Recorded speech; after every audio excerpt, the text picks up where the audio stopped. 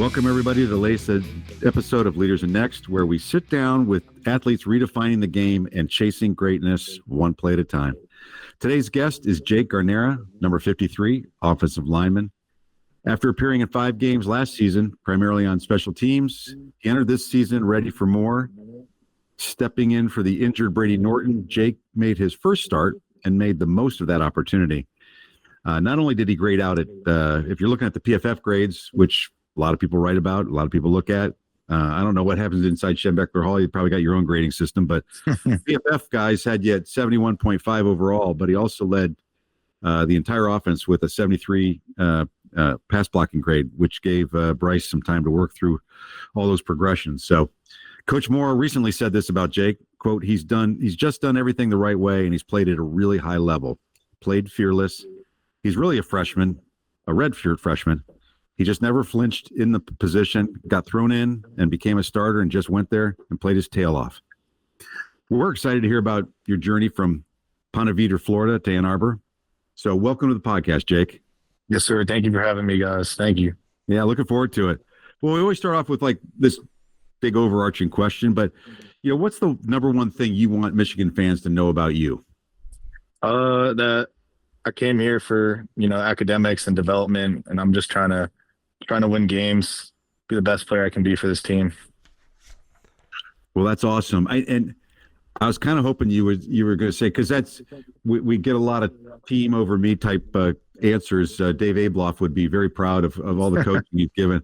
I was hoping that we would hear something like, I came here to put people on their ass, pancake blocking, and that's what I love to do. But that's probably in your repertoire. Yeah, that comes with winning games. Yeah. Well, and that's how you get the 73% pass blocking PFF. Yeah, there you go. All right, Dan, we're gonna do a little warm up here before we get into the serious questions. I know we got a little pregame warm up. You mentioned some academics and some development. We'll get into all that later, but now let's stretch the hammies, stretch out a little bit. Pregame warm up, some fun, easy questions. First one: favorite go-to spot to eat in Ann Arbor? So actually, I love Chipotle. So I probably get that 2 to 3 times a week. And if not, there's a good spot near the Target over near Briarwood Mall called Aloha Barbecue. I knew that you were spot's also that. pretty good. Keep going though. Yeah, so those are like my 2 go-to spots for sure. Now, I think I know the answer to this. What do you love about because we had an offensive lineman on was it last year? It was last year. It was Gentry. It was Andrew Gentry. He shouted it out. I live close by there. I got it. So I think I know where you're going, but what is your favorite thing about Aloha Barbecue? So I've only had one thing, and this was recommended to me by Ike, the D lineman. He said get the beef and the white rice with the mac and cheese, and I said, okay, I'll get it. Yeah. So that's what I get every time. The portion sizes are out of control. They're huge. Yeah. They're awesome. Yeah, it's great. Yeah, this place, that's it. People are we are obviously, this is not a paid commercial. I mean, the place is kind of a hole in the wall. It's not like you drive by it and see it because it's it's back off Eisenhower. So it's it's interesting because last year Gentry talked about it. So I thought, we maybe get him a gift, a small little gift card from it. And they need a better marketing person because they don't even sell gift cards. They don't have like ability to give out even gift cards. So we actually just got it on our Red Card app where we go to get food. Oh, so that's the main reason why I eat there a lot in Chipotle. Yeah. So now, speaking of food, you had a dinner with offensive linemen. Was that coordinated with the coaches, or did you guys just get together? No, we've just been doing that since I got here. So we used to do it on Thursdays. Now we do it on Wednesdays. So I just actually came from that. Where did you guys go to eat? Oh, we actually cater food to someone's house. Nice. So okay. It's actually like a lot more relaxing, not really on a time schedule or anything. Yeah, so I like to do that. That's awesome. All right. So do you have roommates? Yep, I'm actually roommates with Evan Link and Nathan Afobe. Okay, so you went with your offensive lineman. Yes, sir. I saw it in a prior interview. You talked about it sounds like you like things to be very neat and organized. I do actually. except my room isn't very neat right now, so I actually got to start. I got to clean it up a little bit. But as How- long as everyone keeps their mess in their rooms, I don't really have a problem. I just like to live without naming names, although we process. No, yeah, it's pretty good. We have Okay, a pretty clean house. Okay. That's Yeah. good. That's good. Any pregame rituals or superstitions? Same socks. What you got going on? Not really. I just kind of listen to the same music. I usually pick an artist and like only listen to music from that artist. Who are you listening to now? I've been listening to Gunna a lot. I like Gunna. Yeah. Yeah. But actually, I figured that. So actually, my first start, I was pretty nervous, and like house music got me like just kept my mind off that, and so I've been listening to house music the last 2 weeks. Is it? I guess maybe this is what you were going for. It's a little disorienting, like a lot going on. Yeah. Is that what you were going for? It just like keeps the vibe light, so I like listening to that. Okay. That's awesome. Have you gotten into? I know the walkouts to Chief Keef have gotten a lot of play on like social media. Yeah. Those look pretty hyped up. How is that on the playlist too? Nah. I like to have more of a relaxed playlist. Okay. I can't get too hyped up into the game, Gotta save my energy. Okay. So. That's fair. Yeah. Mhm. So you're on America's Got Talent. What hidden talent, or maybe it's not hidden, other than football, are you breaking out for the show? I don't think I'm gonna win, but I can solve a Rubik's Cube pretty fast. Oh, nice. Yeah.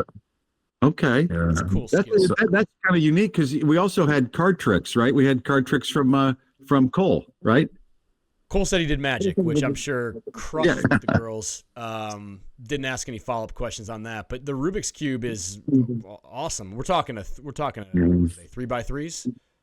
Yep, 3x3. Okay. So I can't do any other Rubik's Cubes except for 3x3. So sweet. Okay. Yes, well, yeah, that could come in handy. I don't know how that's going to come in handy later in life, but you just never know.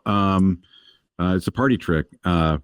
How about favorite memory from you're in year 2 from year 1? What was your favorite memory from the 2024 season or 2024 school year, whatever?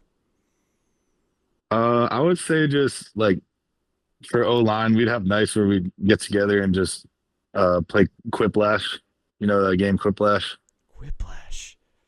It's like it gives you a prompt and then you enter an answer into that prompt, and then you vote on whoever's answer is the best. Funniest wins. Is that kind of? Yeah. Funniest wins. Yeah. Is there other than you, which other lineman has dominated that game? We have a couple. I think James Cavoclis probably dominates that game. Okay, long snapper, right? Yeah, long snapper. He's more of an interior guy. Okay, does all the interior spots. Okay, nice. What's have you been bestowed a nickname? Not really. I'd say some people call me JG just for my initials. Yeah. But now we have Jake Garcia, so I kind of gave that one to him. So maybe when he leaves, I'll get that one. I guess since it would go against the culture to say Jake the Great, or no, they don't. Yeah. No, they don't call me that. Yeah, no, not yet. Oh, no, sir. Just whipping this up. How about Jake Guarnera? Maybe. I haven't gotten that one yet. So. Also, is Jake Garcia? I think is it his last year of eligibility? I think so. I'm not 100%. I'm pretty sure. Thing burn off and then just come right back around to it in 26. Yeah. How about in this day and age of NIL, what would be your dream NIL deal? Any company. I mean, I don't want to say Chipotle, but I love Chipotle. So that would be one I'd love to have. At least they have a bigger. Or Fairlife chocolate milk. No. I like Fairlife chocolate. I got a good one. I have all these candles from Yankee Candle, so I think that would be a good one too to get. Wow. Yankee Candle would be a good one. Dan, I love like offensive linemen and defensive linemen. They're very practical in their NIL deals. We talk to especially like we're talking to like wide receivers, other guy. They're like going for the cars. They're going big. They're going really big. You're going with milk and chocolate. I mean, and that's awesome. Harbaugh actually was on a Fairlife commercials back in the day. Dang, I didn't know that. Like early on in Michigan, when obviously he's like a milk fanatic, he was on some of the Fairlife commercials. Yeah, it was early on. Like that's awesome. But yeah. Well, so before we jump in and ask you more serious questions about you're coming out of high school and things like that, and the time at Michigan, if you want, you can ask us one question. Oh, you can ask us more than one, but I mean, any question you want to ask of us, except who Gunna is. Yeah, I'll tell you right now, I don't even know how it's spelled. I don't know who it is. Oh, I got one. Okay. Do you guys golf? Oh yeah. Gary, No, but he's a big golfer. I'm probably better than average when you look at USGA handicap averages.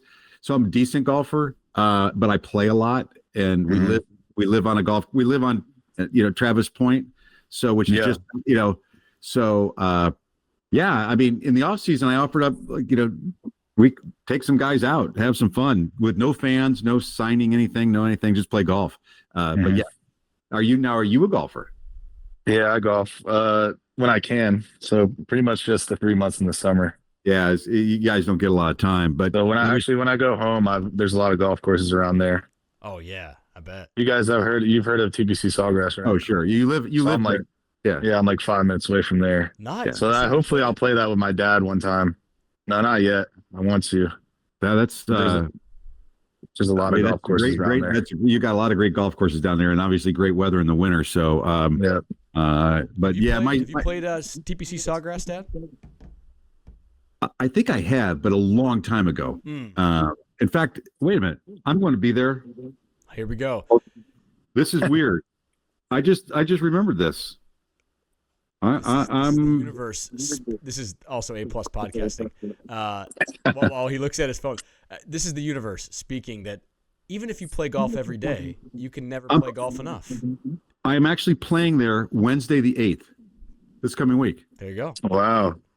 Yeah. All right, so Jake, cool. That's crazy. Now that you know this, can I, on behalf, I'm going to commit to you that the Leaders in Next account will publish Gary's scorecard on our official account. We'll publish the 18-hole scorecard from TPC Sawgrass. There you go. Okay. I wonder what a score on 17 will be. Yeah, that's the Island Green. Yeah. That'll be fun. I've never, I'm looking forward to it. So. Well, good. Yeah. Well, you live in a community. I think you drove Harbaugh around in a golf cart when you were being recruited, right? Yeah, we did. Yeah, I bet there's some fun stories there. But so speaking of high school and kind of coming to Michigan, so we just established you attended Ponte Vedra High School in Florida, and like a lot of great offensive linemen, you played offensive tackle, but you were rated like one of the top centers in the class, right? I'm curious, in Florida. Yeah. Did you ever consider going to IMG? No, I never reached out to them. Honestly, after I started getting offers and interest from colleges, I really just wanted to stay put.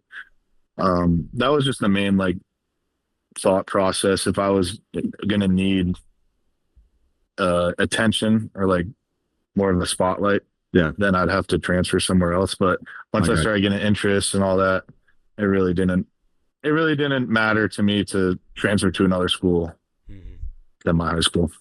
Well, I know you had offers from a ton of schools, and I saw the post where you had a top 5 of Florida, Penn State, Michigan, Rutgers, which is where your dad went to school, and NC State. Tell us a little bit about your recruitment journey. How did you narrow down to those 5, so to speak? So actually, interestingly enough, my mom and Coach Moore got in contact on LinkedIn. Okay. So that's how I kind of got the camp invite. Okay. And then went up to camp, got an offer, And actually, my first two visits to Michigan were okay, and I wasn't really considering them. And then I came up in the spring, and I had a great visit. And then they kind of jumped into my top five. And then in the summer, I was kind of like narrowing it down. Wanted to make a decision before spring ball, and it came to Michigan. But Penn State was recruiting me hard. That was kind of like my second, and then Florida was three, and then NC State and Rutgers. What went right on the spring visit to kind of like turn the tide? Dude, I don't know what I was thinking, but it was snowing, and I was like, dude, I kind of like the cold because in Florida I'm sweating all the time. All the time, right? So sticky. I'm like, you know what? Exactly. I actually kind of like the cold. Just kind of got a lot more personal with the coaches and the school. Didn't really have like the best tour the first time, so I kind of wanted to see it again, and then just learning more about the program because I didn't. My second visit was a game day, so I didn't really get to do a lot of other things other than see the game. Cool. So I think it was just going in depth with the program. Yeah, it's awesome. Any good recruiting stories? You don't have to name the guilty, but I mean, we're not looking for people like somebody handed you a bag full of money under the table, that type of stuff. It's just like any goofy like tours or any strange events. And again, you don't have to name the school. I'm just curious. Yeah, so I mean, at on our OV, we had somebody lose their phone, and someone had to drive like 45 minutes to go get it. Oh man, So that was a bad one. Yeah. Kind of need that today's But world. the person all my teammates know who I'm talking about. So. Yeah. Okay, good. I can't share who. The I person can't who share lost who. the phone at least do us the favor of committing after someone spent a 45-minute round trip on getting the phone. Sounds like yes. Yeah. Good. Okay, Yeah. Good. Now, when I look at your top five, four of them make sense. Penn State, because, obviously top Florida, home state, U of M, because it's the greatest university in the world. Rutgers, because your dad went to school there. And then there's NC State. I'm just curious, what connection, what about NC State drew your interest? Yeah, so actually, I think I took the most visits to NC State out of any school. They're like the first school to start recruiting me with Coach Garrison, who's now at Ole Miss, and then Coach 2J, who was at Virginia, switched to NC State. But I just loved like all the coaches, and I kind of met most of the players on the O-line, I would say. And then just Coach 2J has such a great vibe, and we would talk like every day. So I was definitely considering them.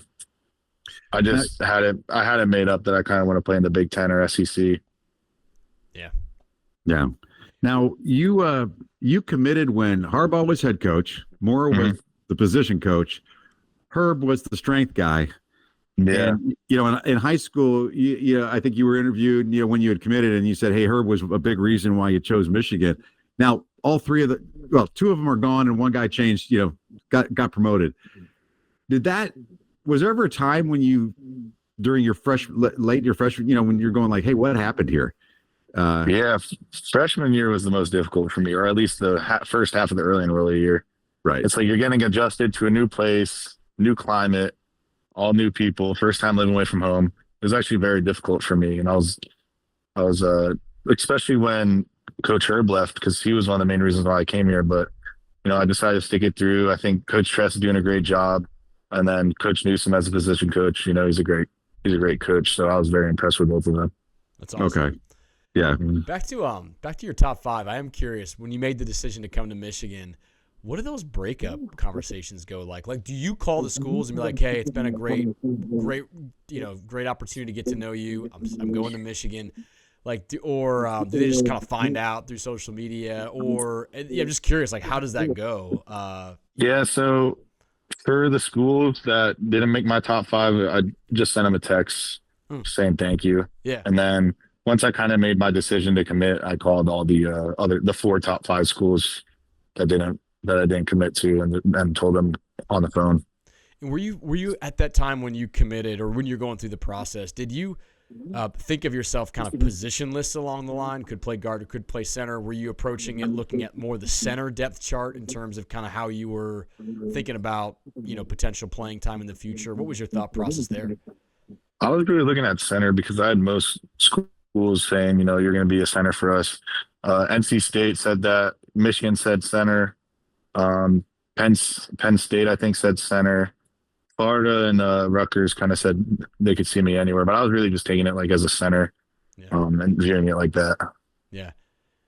You mentioned.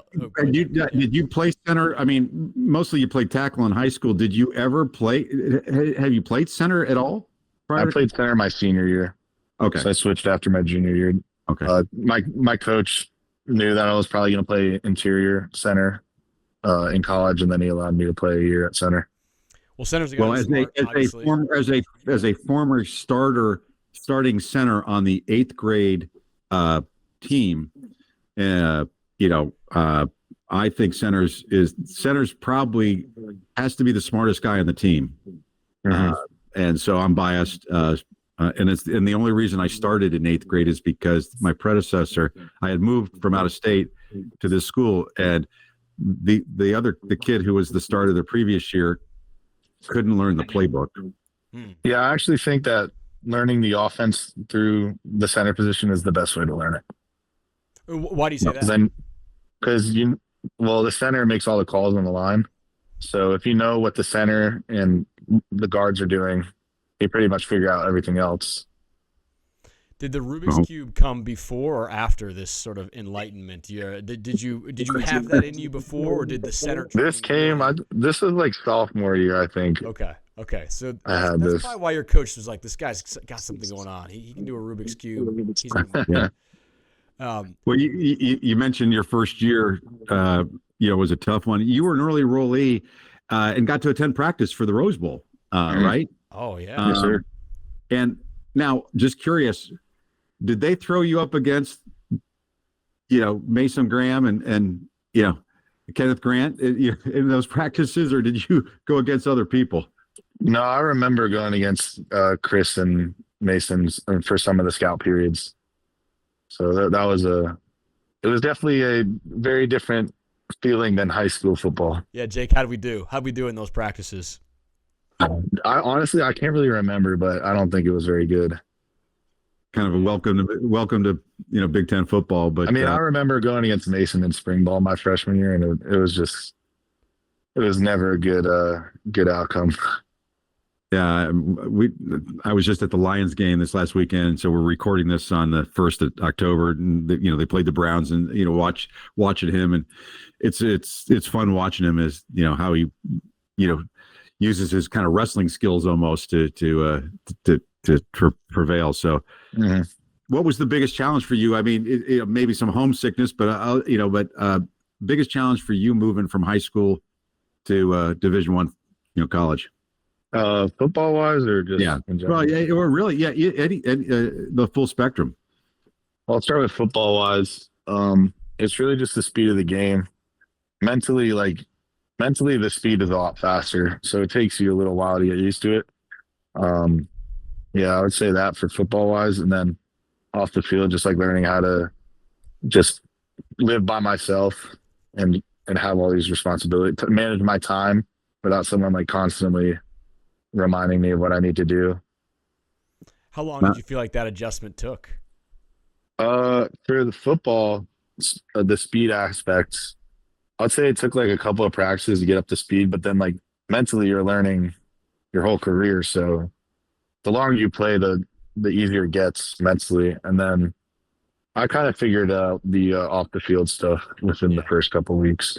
Now, just curious, the high school to practice or practice to the real game? Like now that you started. High school. It's high school to practice. Not even close. Okay. Not even close. Yeah. So on the off the field stuff, have you figured out how to do laundry and not screw it up? Yeah, I have. Okay. I have learned how to remove the lint from the dryer.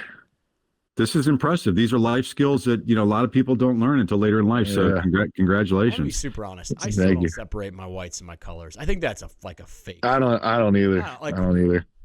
None of my clothes ever turned colors on me. Like I think it's a fake thing to just sell more detergent. This is why your wife does the laundry and not you, though. So, what are you talking about? Yeah. My mom does that at home. We have a separate bin. I think there's something fishy about it. It's a conspiracy. I can't figure out whose conspiracy. It's got to be the detergent companies. Probably P&G's, yeah. I'm going to get to the bottom of it. So back to football. Anybody who took you? Anybody take you under their wing, kind of, and mentor you, like as a player, not a coach per se, but another player? I would say like as a mentor, Greg Crippen's done a good job of that. I sit next to him in meetings, so just being able to ask him questions on what he's thinking, especially like mentally, he's helped me a lot. Okay, but yeah, it makes sense. I mean, because obviously, I mean, people look at the depth chart and they kind of talking about you as when he runs out of eligibility this year, you're the guy at center.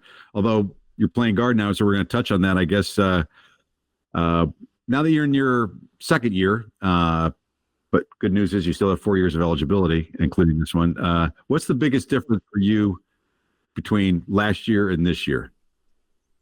I know I keep talking about the mental aspect of the game a lot, but I would say that just understanding defenses, like safety rotation and linebacker alignments, and then just keep working on my technique and perfecting that has helped a lot. Do you feel like now, like as you set up down the road, is and no one knows the future, but is a transition to center in later years, like let's say when Kripp graduates and you kind of take the spot at center, does playing at guard help, like materially kind of still get, even though you're playing in position, do those playing reps, does that time still help you prepare down the road, even if you're switching positions, you feel like? I think it helps with just learning like the game tempo and how a game is, but definitely, I mean, obviously playing center in practice is going to help more than playing guard. Yeah. If you're going to be playing center. Now, which obviously recruited as center, but playing guard, which do you prefer? Honestly, I don't care. I really just want to win. So yeah, it don't matter to me. But I like center a little bit better. Now, to be you honest. had a third position, not on the line. Where would you go? Got any hidden, like we talked, maybe punter, kicker? Like slot you into a third. The one slot. I could maybe go in there and do a decent job is long snapper. Yeah, I actually played one game as the starting long snapper for my JV team my freshman year. You do all right? I did fine. I had I think I only had like one snap for a punt and then a field goal rep. It feels like we're pretty deep at long snapper right now, so hopefully you don't get in action. I mean, we got Greg Tarr. My dad loves long snappers. No one knows the long snapping depth chart like my dad. Hey, I'm telling you, you don't kick. It's a position nobody knows. Nobody notices until they screw up, which is not fair. They don't get a lot of love. So I'm trying to right the wrong of the universe. So curious, you mentioned earlier, obviously, again, we're recording this, we're after 4 games here. You had your first start. When were you, to walk us through how you were notified and, that was it just obvious, like, oh, we have an injury and okay, you're there? Or did someone call you into the office and say, hey man, you're starting? Yeah. So when Brady got hurt, it was kind of just like, Jake, you're in, and then kind of just took it from there and was, just kind of figured out from there, I guess. Yeah. Didn't really have a formal meeting or anything, just throw it in there. Man up. Yep. Now it's a big deal to start your first game, and so did you call you called your parents, right? Yeah, called my parents. Yeah. Mom was crying. Was mom crying? Mm-hmm. No, she wasn't crying. Okay, all right. Yeah. That's cool. Now, and so your first start is in away game, right? Mm-hmm. No, it was Central. Yeah. But and then your first big away game though, so that was home game. You're going to Nebraska, big game. By the way, they are great fans. They are probably the friendliest fans in the Big Ten, other than maybe I'd like to think Michigan, but they're a really great fan base. But loud, big game.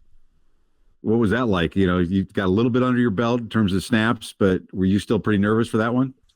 I was more nervous for the Central game. Interesting. Because it was my first start. Yeah. And I honestly was barely sleeping the night before. But Nebraska, I was just kind of like I had the house music going. So that helps. Figure out the house music for Nebraska or No, I actually figured that out for Central. Okay.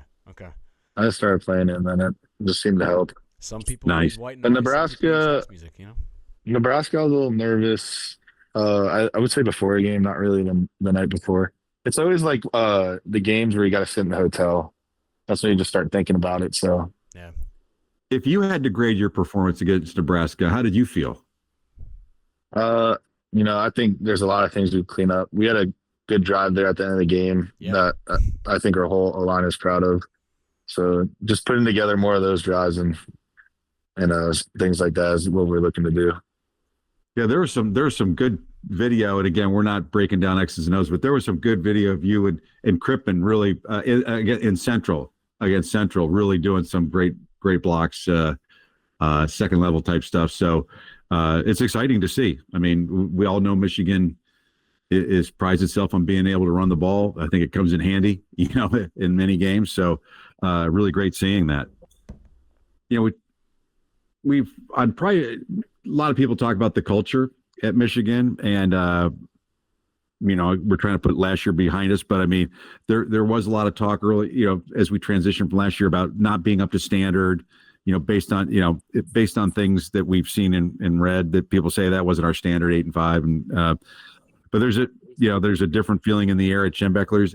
How would you describe the vibe and the culture, or I guess right now versus last year? I would say, like, especially for the O line, we're a lot closer of a unit. So like everyone hangs out with each other now compared to last year. A lot of the guys didn't hang out as much. So I'd say that's a key contributor to that. Oh, interesting. Okay. I mean, that's got to be helpful. I mean, well, that leads into kind of this team over me stuff. We've seen the shirts, team over me, and things like that. And what does that mean? How do you see that manifesting itself inside the four walls there? And part of it, I guess, is having these dinners. But how would you describe? Is team over me an accurate description in your mind of the culture? Yeah, I think a lot of guys are doing what they need to win. A lot of selfless individuals on our team. Yeah, I remember seeing. I guess I was watching the not the Fresno State game. That was last year. The New Mexico game. Yeah, yeah. Mhm. We asked someone what team over me meant to them. They said, "Oh, it's celebrating not just your own good plays, but the good plays of others." And I was like, "Okay, it stuck with me." And then I was watching, and I've watched a lot of Michigan games. I watched the New Mexico game, and Cole actually takes an interception away. I think from Hausman. There's a jump ball, and Cole. And I was watching it, and I saw the guys around Cole celebrate more than Cole was celebrating. I was like, oh, there it is. That's it. Yeah. It was such a cool thing to see. And very few things I think you can pick up being as far away from, like, we're not in the Shem. We're not in the locker room. So you got to pick these bits and pieces. But that was what I remember, like, okay, you can see that even from the stands. That was pretty cool. Yeah. Pretty cool. Actually, like, one of the games this year, like Central, when a lot of the guys that don't really play get in, the sideline was still, hyped to see all those guys get in, get some of them their first game action. So I think that it just emphasizes the team over me mentality. That's a good point. I actually noticed it when Jaden Davis was going to go in the game. A bunch of people, on the sideline, and I think Peyton O'Leary was jumping up and down. People were just, giving him a lot of love for him getting some playing time. So it's cool to see, because it's hard. I think a lot of fans look at this and say, you guys all want to start, right? Everybody wants theirs, right? There's the NIL world. People have deals.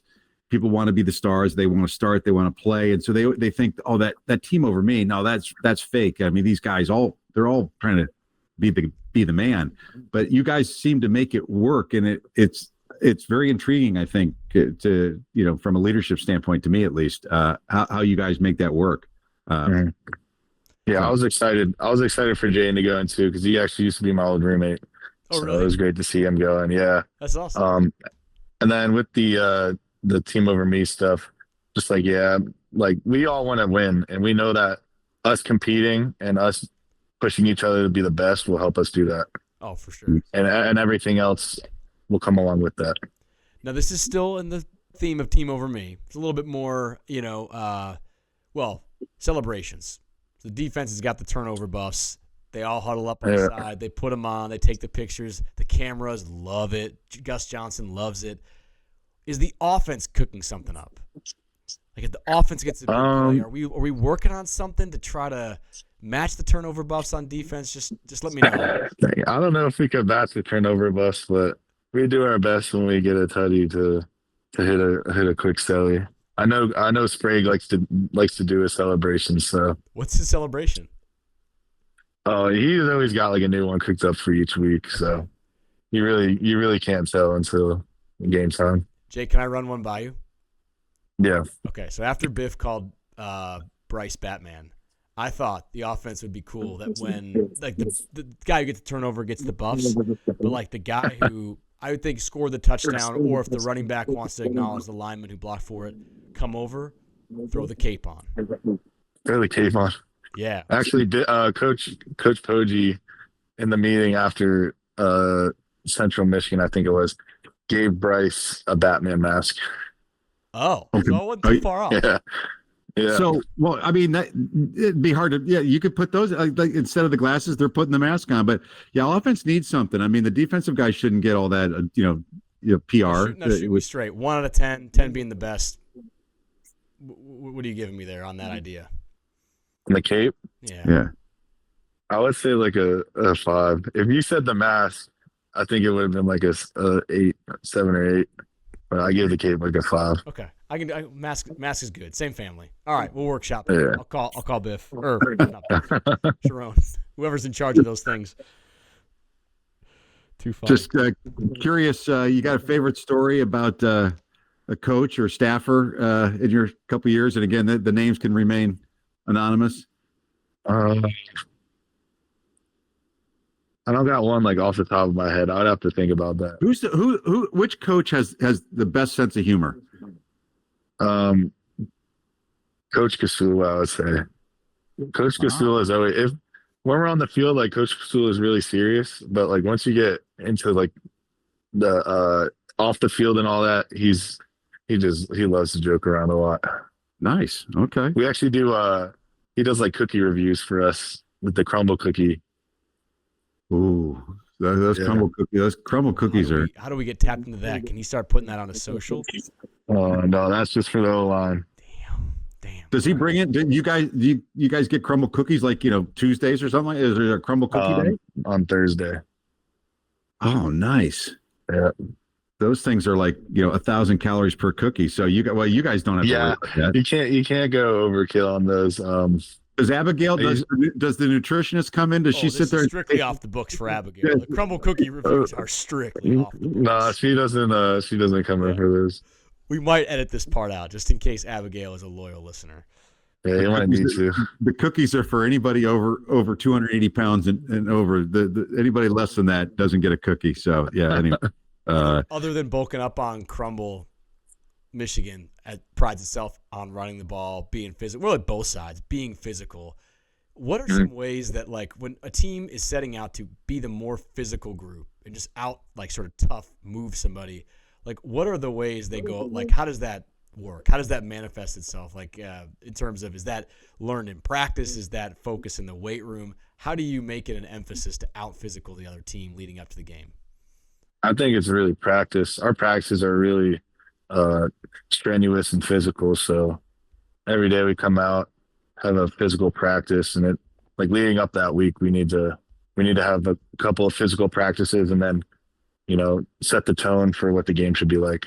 Have transfers commented on that? Like, when people who come in, they say this is way more physical than we do it at XYZ school. Like, do you hear that from guys who maybe transfer in from other college programs?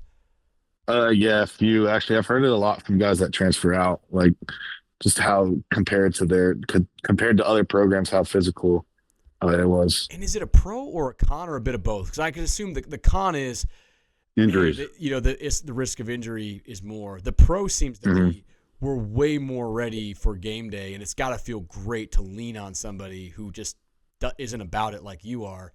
What's the kind of the context and balance you hear from people that are making those comments?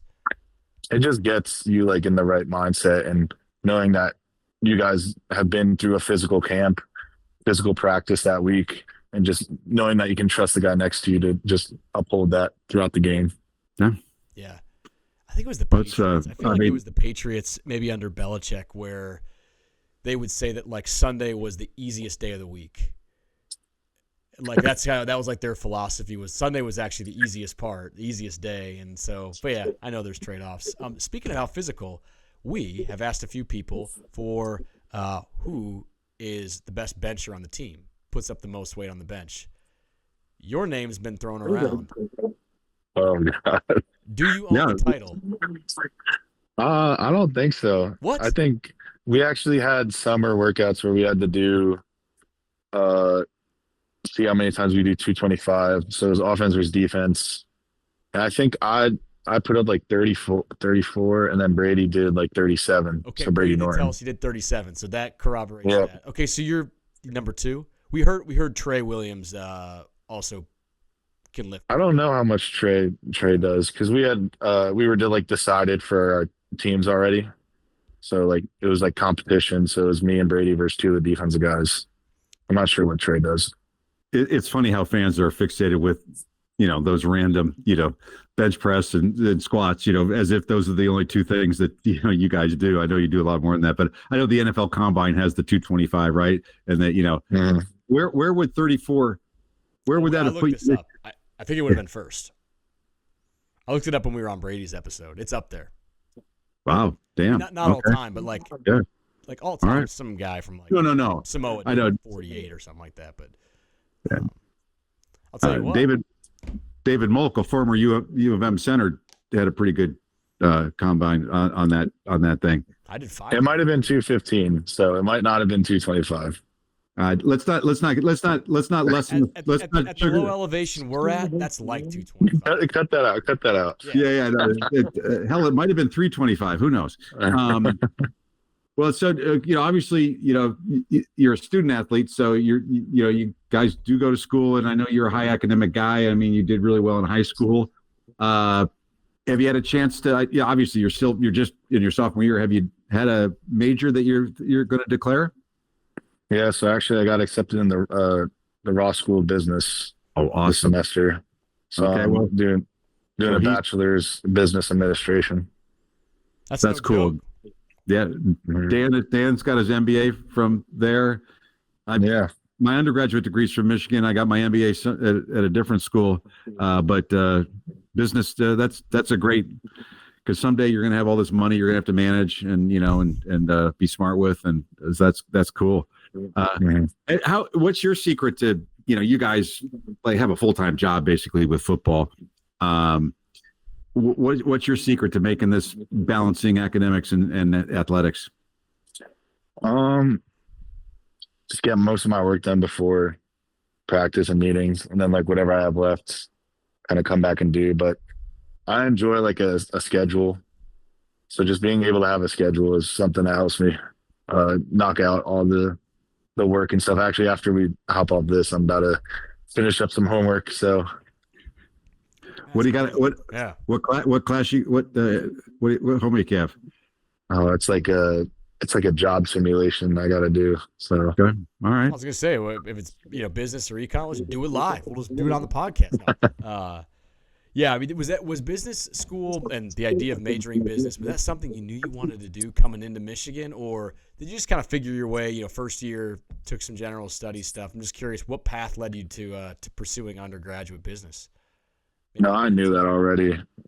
That's actually one of the reasons why I came to Michigan, was for the business school. Oh, nice. Yeah. Okay. Well, this is no joke. I mean, that's a really rigorous program, and obviously you're playing football as well. So, good luck to you to balancing those. Most people can't do certainly one or the other. So, when your football career is over, hopefully many, many years from now, what are you thinking of doing professionally? After I've said I want to do wealth management, but I'm not 100% locked in on that. My dream job would be to be a GM, but we'll see how that goes. So GM, well, and so just curious, nowadays college programs, we have a GM, obviously, Sean, right?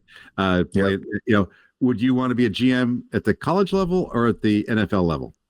I don't know. That's a good question. Probably NFL level. I think that I would enjoy that more. Well, I tell you what, there's quite a few teams that seem to be floundering that need better leadership. So there might be job openings for you down the road here. Do you? How many times have you watched the movie Moneyball? Oh, I've seen that like twice, I think. Okay. I like to build teams in Madden and like NBA 2K. So That's right. That is fun. That is fun. I yeah. remember when they came out. I don't remember what NCAA it was, like 05, 06. I'm sorry, I'm dating myself. The first time that you could like recruit. Mhm. It was awesome. It was like more fun than Yeah. playing the actual like football game. No, that's what I do in NCAA I 26. found a 3-star from Rhode Island. I'm gonna fly out to see him. It was awesome. No, that wasn't a shot at Rhode Island. No, we love Rhode Island. Actually, you know what? It was a shot at Rhode Island. Come at me. All right, so we're gonna the quiz. we're going to the quiz. Okay. Ooh. We got a little quiz. Speaking of it's- schoolwork, Yeah, it's off. We'll give you some hints. It's offensive line. So think it's gonna be dedicated towards offensive line stuff. Okay. Okay, I'm gonna tell you right now, I'm horrible at the history of any sports. We'll help you out. Okay. So, this will be fun. so again, just These think are hard. offensive line. These are kind of hard. So, which trophy is the largest trophy by weight? By weight in all of college football. Think offensive line. It's a positional trophy. I'm gonna say it's the Remington. It's a great answer. Close. It's a trophy that Michigan has won twice. Oh, the Joe Moore Award. There we go, Joe Moore. I don't know why I didn't know that, because it's literally this massive trophy that was sitting in front of our weight room. Speaking Right, of the it's other- sitting right. Speaking So- of the Joe Moore Award, Michigan's won it twice. We just said that. Who's the only other school to have won it twice? It is a team, by the way. It's a team. Here's a hint. It's a team that Michigan has beat more than in the last 10 years than Georgia has beaten. So it's an SEC team. So I would probably say Alabama. That's right. Winner. Fun fact. Okay. We actually beat Alabama There we go. twice in 2024. Doubled up. Yeah, we started off the and then ended 2024 with old bookend. being Alabama. Literally, we have beat. Georgia's this vaunted team. We've beat them, and I think it's 10. I forget the years, but in the last 10, a fairly long time frame, we've beat Alabama more than Georgia has, which is crazy, right? So, which school is the only school to have won it in 2 straight years? Oh, Michigan. There we go. You're doing great. All right. 22 and 23. Yeah. You're actually going to get this one. Or 21 and 22. Yeah, 21 and 22. Yeah. This one, I don't even think you don't even have. What trophy is awarded the player that is considered to be the best center in college football? Oh, the Remington. Right. Now, here's a bonus. Here's a bonus point that you'll get massive bonus points. You might even get some chocolate milk or whatever candle. It's named. What is who is the person that it's named after? Oh, I have no clue. Okay, Dave Remington. Okay. And do you know what university he played at? And it's a It's a school. It's a school that you recently played.